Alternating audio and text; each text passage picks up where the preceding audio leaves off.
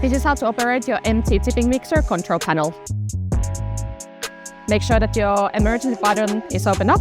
You can see that your display will light up. From here you can control your two speeds, your slow speed and also your fast speed. Remember that your fast speed will never start until your first speed has been finished.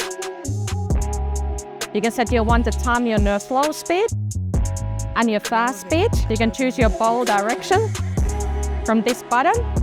Remember that you cannot run your bowl with a fast speed on reverse direction.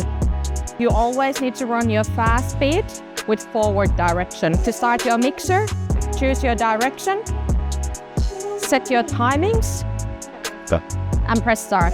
The mixer will automatically jump from your slow speed to your fast speed once the timer will run down on your first speed.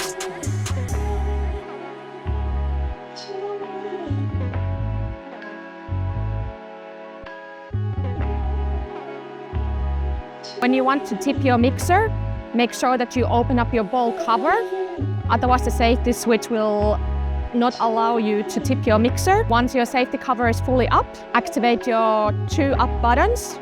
Top one first, followed by the bottom one, and now your tipping mixer is moving.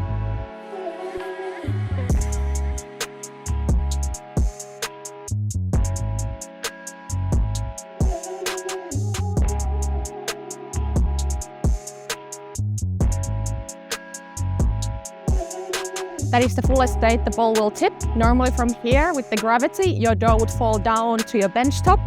If you do need to help to get some of the dough from the back of the bowl, you can use your bowl direction button to spin the bowl to help your dough fall better out of it. To come back down again, activate your two buttons. Top one first, followed by bottom.